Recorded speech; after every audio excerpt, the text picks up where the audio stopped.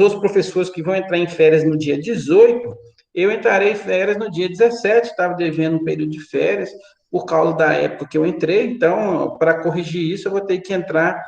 Na verdade, todos os professores agora vão estar de recesso, mas eu estarei de férias, né? Eu não vou ter esse recesso de fim de ano, vou ter férias, por isso tive que alterar minha data de férias aí, e aí no dia 17 eu estaria de férias, como eu estarei de férias, não é recomendável que eu, no dia 18, desse aula uma vez que eu estava de férias, certo?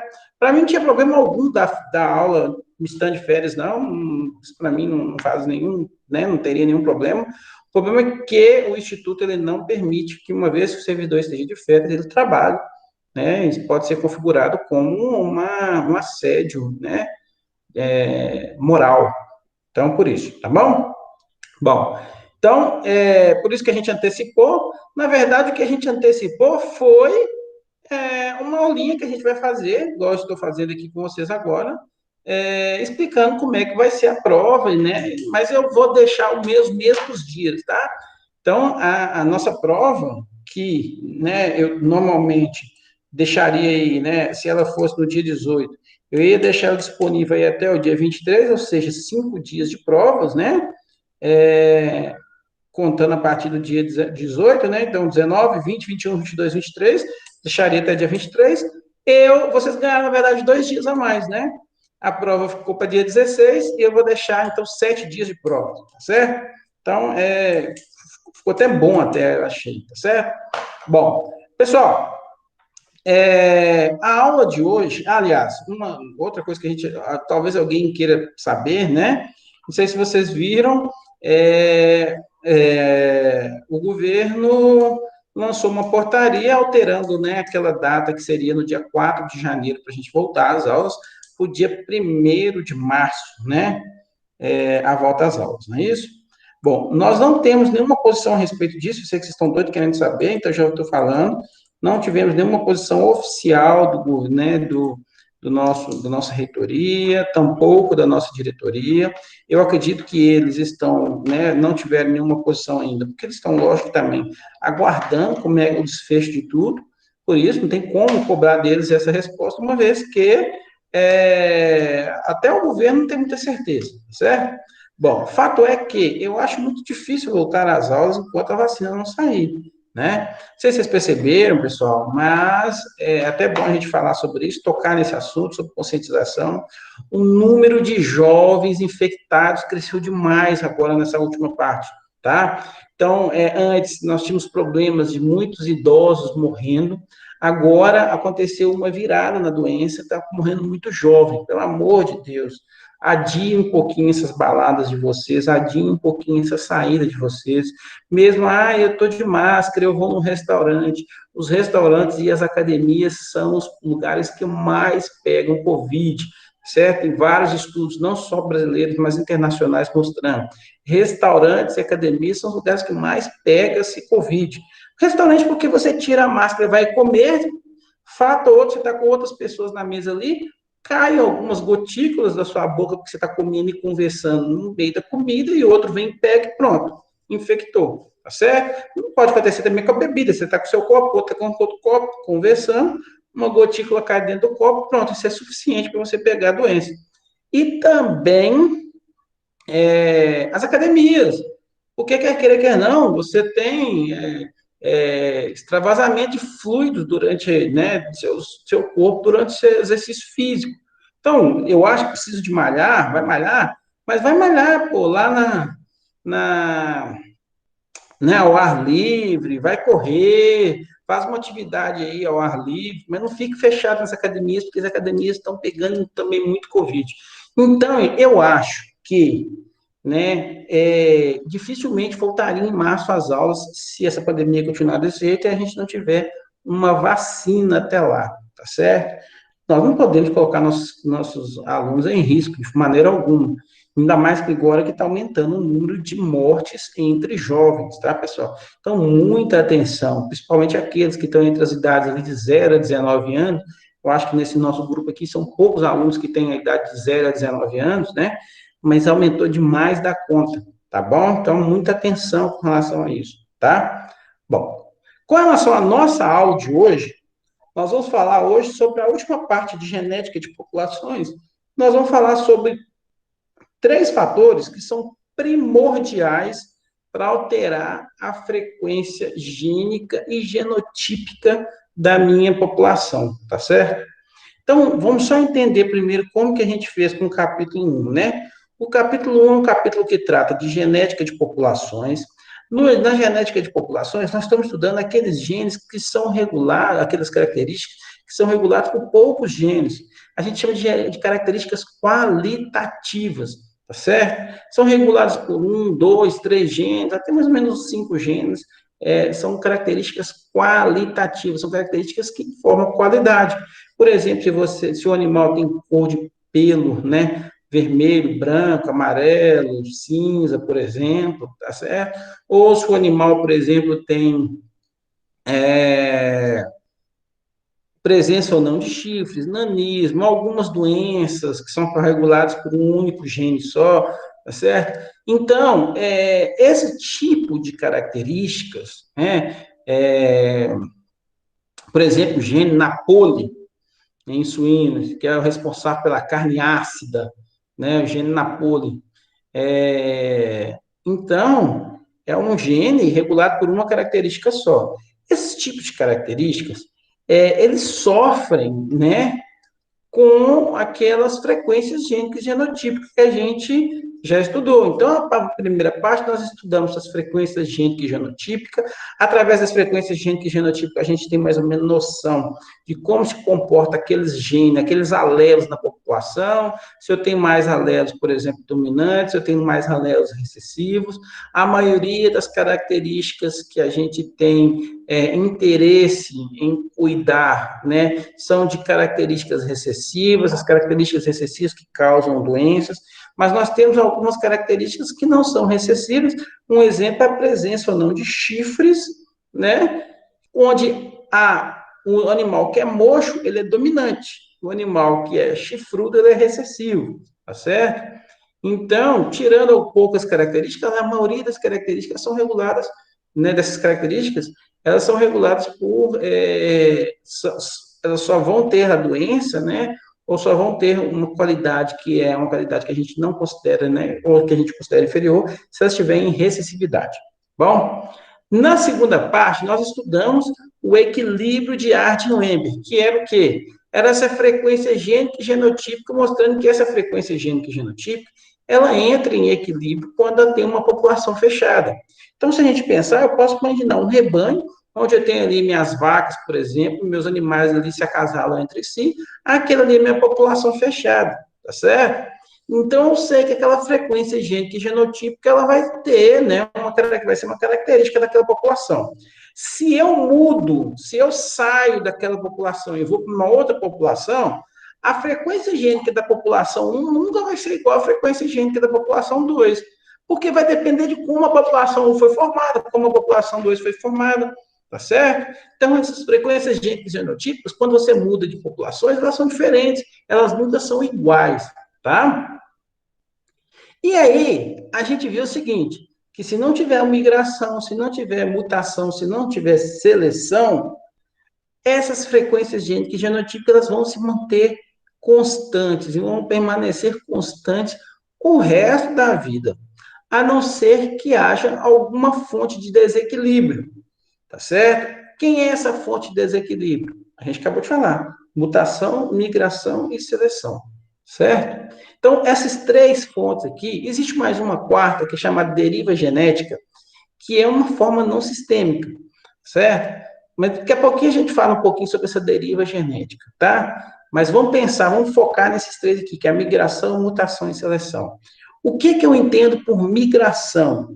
Migração é quando eu tenho indivíduos que estão entrando no meu rebanho ou indivíduos que estão saindo do meu rebanho. Galera, quando eu falo rebanho, nós temos aí a mania de pensar rebanho bovino, mas suínos também são rebanhos, tá certo? Aves também são rebanhos, tá? Então abre essa cabeça aí para. Eu posso ter um rebanho de cabritos, por exemplo, né, de cabras, um rebanho de ovelhas, de búfalos, tá certo? Um rebanho de cavalos, tá? Então, entenda o seguinte: quando eu compro um animal, animais, sei lá, vou lá fazer uma compra de, tem um rebanho de ovelhas, eu comprei mais 20 ovelhas para o meu rebanho, 20 matrizes. Estão entrando animais na minha população. Esses animais que estão entrando na minha população, eles estavam sobre outra frequência gênica e genotípica, eles estavam sobre uma frequência gênica e genotípica da população deles. Eu tirei eles de lá e entrei para o meu rebanho. Vocês concordam que quando entrar no meu rebanho, vai alterar aquele equilíbrio de Arden-Weber? Aquele equilíbrio de Arden-Weber que vai ser alterado. Tá certo? Então, toda vez que eu tiver entrada de animais no meu rebanho, ou vamos supor que eu tirei animais, eu vendi animais da minha propriedade, tirei alguns animais, ali tirei, sei lá, tinha 500 cabeças de bovinos, vendi 100, né? Passei um aperto aqui, precisei vender 100 para algum motivo, para comprar alguma propriedade que eu tinha ali que estava disponível, eu vendi 100 cabeças de uma vez. Pronto, eu alterei a frequência gênica e genotípica da minha população, né? Porque eu não consigo tirar um representante de cada um daqueles genes, né? Considerando que nós temos milhões de genes aí nessa população, né? Milhões não, bilhões, né? Se for somar os genes, né? Então, ao tirar esses indivíduos, o que eu estou fazendo? Eu estou alterando a frequência gênica e genotípica. Ou quando eu entro em indivíduos, estou alterando a frequência gênica e genotípica da população, tá certo? Além disso, eu preciso entender também uma população, né? Quando eu compro, por exemplo, sêmen de um determinado animal, insemina minhas vacas, ou meus suínos, por exemplo, ou meus ovinos ou caprinos, tá certo? Então, quando eu estou trazendo sêmen de um outro lugar para cá, eu estou fazendo uma entrada de animais, da mesma jeito, da mesma forma. Quando você tira, né, sêmen de um indivíduo lá de outra fazenda e traz para sua fazenda, você está entrando em uma entrada de animais. Aí não está entrando animais propriamente dito, mas está entrando alelos, né, genes, né, que estão sobre outra frequência, né, alelos que estão sobre outras frequências. E lógico, vai alterar a população também. Quando eu compro um embrião, implanto numa vaca minha, na minha propriedade, eu também estou trazendo animais de diferença de outras regiões, por exemplo, e isso aí altera a minha frequência gênica. Então, a migração é exatamente isso.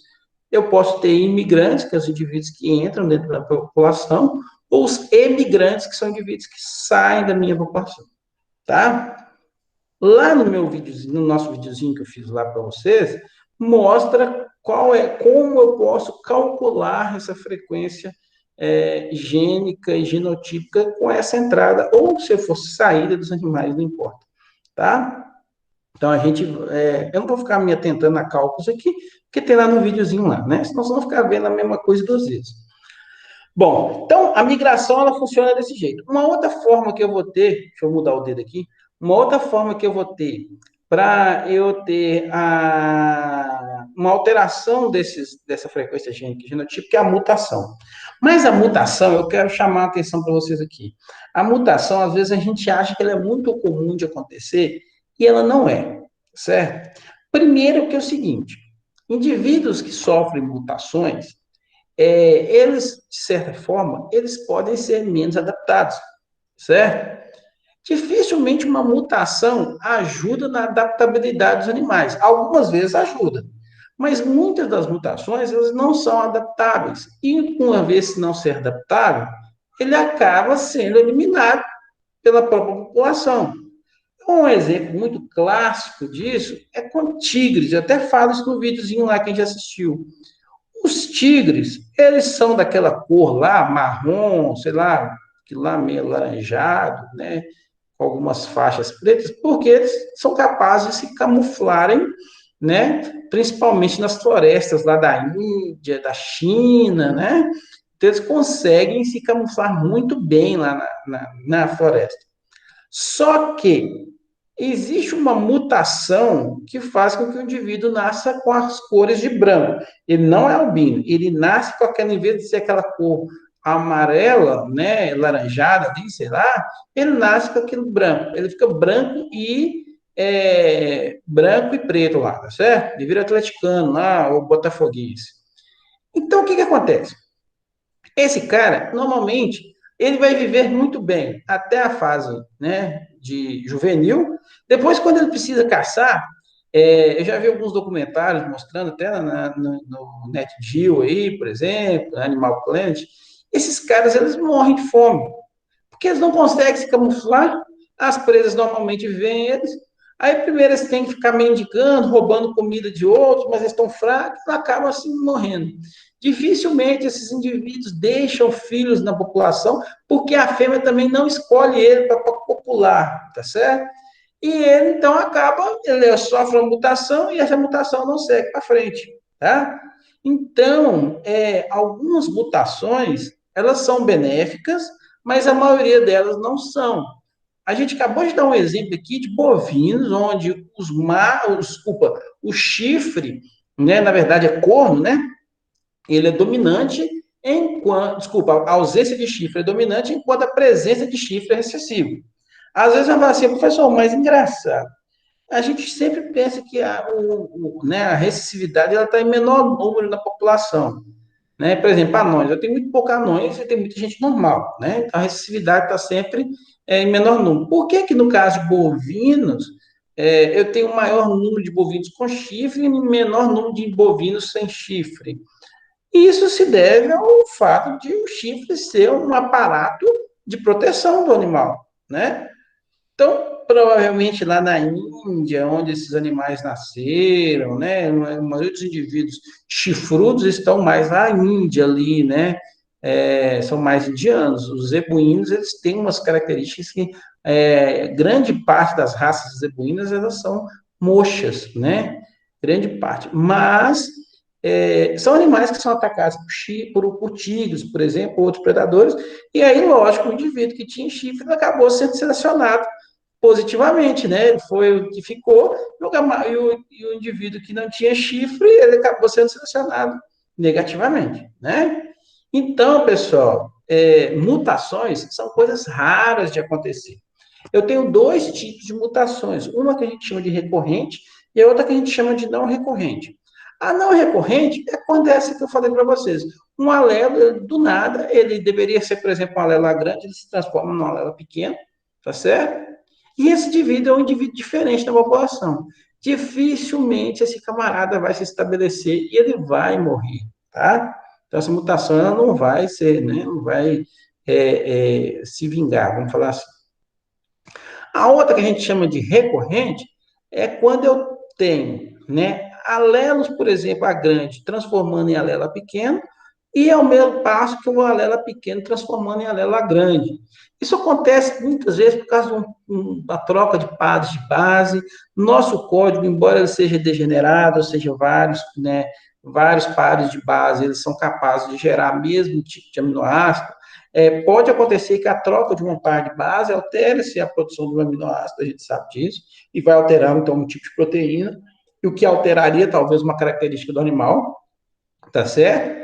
Mas a gente sabe também que nós temos reguladores, né? Nós temos algumas RNAs, polimerase, por exemplo, que são capazes de verificar se está tendo erro dentro do DNA, e uma vez que tiver o erro no DNA, ela cliva aquela parte, corrige e continua, tá certo? Então, seria uma mutação que teria que passar por um monte de etapas e mesmo assim ela ainda permanecer, tá certo? Mesmo que eu tenha essa mutação não recorrente, ou seja, que eu tenha indivíduos tanto de A grande transformando em A pequeno, e indivíduos A pequeno transformando em A grande, por isso que ela é diferente da outra que é não recorrente, que é, ou seja, só é mudança de um lado, ou seja, o indivíduo era grande, ele passa a ser um A pequeno, não existia alelos para aquela característica, ela passou a existir com a chegada daquele indivíduo, tá certo? Então, essa recorrente, essa que está sempre transformando, mesmo assim, ela só vai ter alteração na população depois de milhões e milhões de anos. É muito difícil. Então, a mutação, ela altera a frequência dos alelos? Altera, mas ela leva tempo demais da conta. Tá? Muito tempo. E, por fim, a gente chega na seleção. A seleção, ela altera a frequência gênica da população, e essa seleção ela pode ser feita de duas formas. Ela pode ser, por exemplo, involuntário, que é quando a natureza mesmo seleciona, por algum desafio que o indivíduo tem que passar, né? Mas pode ser também voluntária, que é quando o homem age sobre aquela seleção, e aí a gente faz a seleção, por exemplo, indivíduo que eu quero, né? Por exemplo, uma seleção que nós estamos fazendo muito na raça Nelore é indivíduos mochos, né? Indivíduos mochos são muito mais fáceis de trabalhar, eu tenho menos problema com mão de obra, eu tenho menos problema com machucados animais, eu tenho maior qualidade do couro, por isso os indivíduos, né, estão sendo preferíveis, os Nelores mochos, né? Aí, então, se a gente pensar nesse sentido, eu posso fazer uma seleção benéfica, eu prefiro assim, né? Então, então, indivíduos dessa situação, né? Ou, por exemplo, vou dar um exemplo aqui da raça holandesa, eu tenho a cor lá, o holandês preto e branco e o vermelho e branco. Todo é regulado por um gene só. Não tem diferença estatística na produção do indivíduo vermelho e branco com o indivíduo preto e branco. Mas o pessoal gosta mais do animal preto e branco, tá certo? O animal preto e branco ele tem uma saída muito melhor do que o vermelho e branco, tá? Então, a seleção, eu posso fazer essa seleção em cima desses animais, eu vou alterar a frequência gênica e genotípica da população, tá certo? E aí, a migração e a seleção são os maiores, né, vamos falar assim, os fatores que maior contribuem para essa mudança da frequência gênica. A mutação leva muito pouco tempo.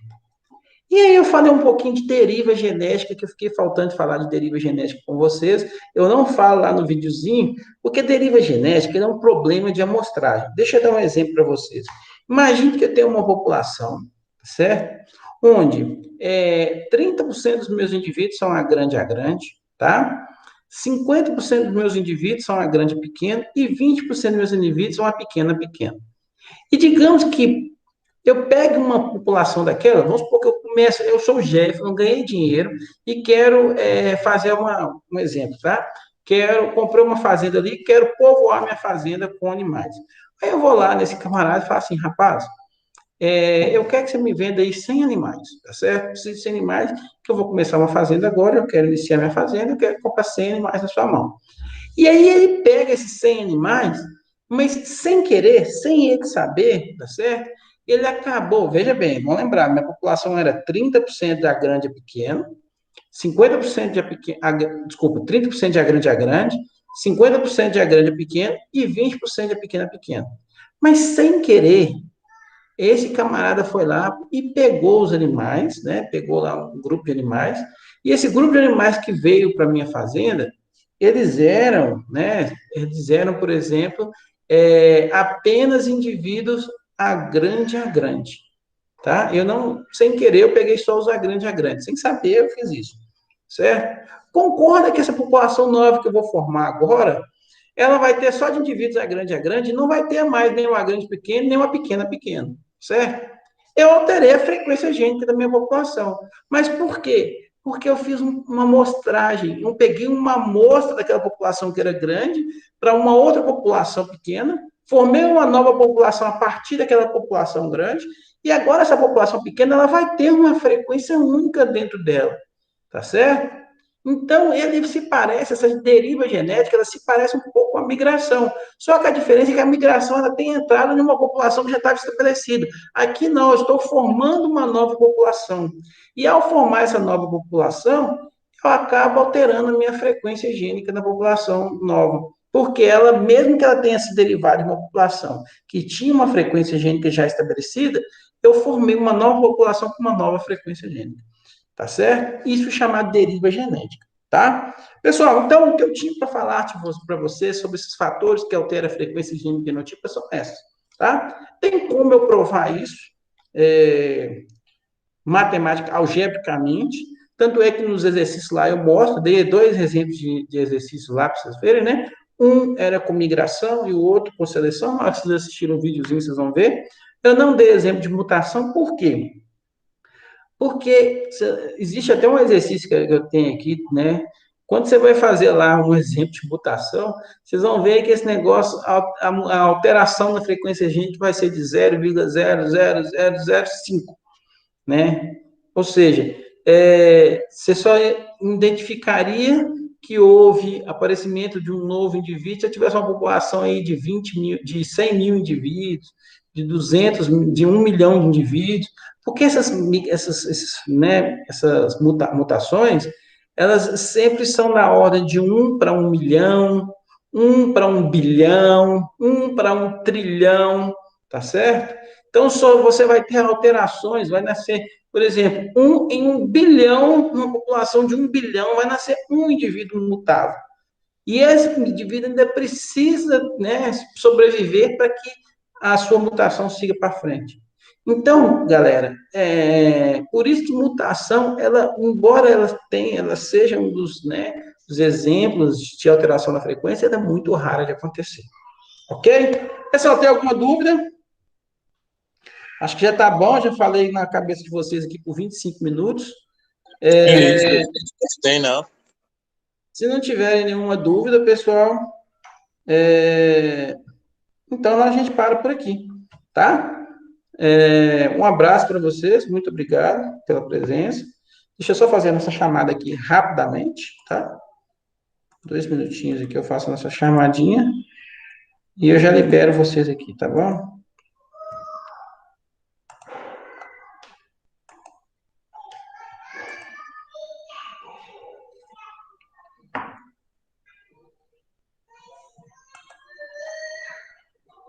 Tem uma menina gritando aí no fundo. Maria Alice, não adianta falar com ela que eu estou em aula, não. Ela arruma uma gritaiada. Ela quer participar. Quer, toda vez ela quer. Esse aqui é o nosso capítulo 3, mutação, migração e seleção. Bom, vamos lá então fazer nossa chamada.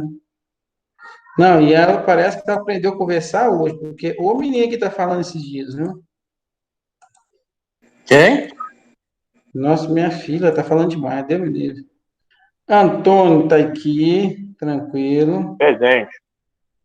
Bárbara também está aqui. Caio, eu vi ele está aí também. Carolina também está. O Eduardo também está. Júlia Rodrigues. Essa Júlia, eu acho que ela está errada aqui, né? Larissa também tá. Marília, sim. Ramon tinha. Não, Ramon não veio hoje, não. Iago. E só o Ramon que não veio hoje. Então tá, pessoal. Muito obrigado a vocês. Um forte abraço. A gente para por aqui e até mais. Tchau, prof. Tchau, tchau. Falou, professor.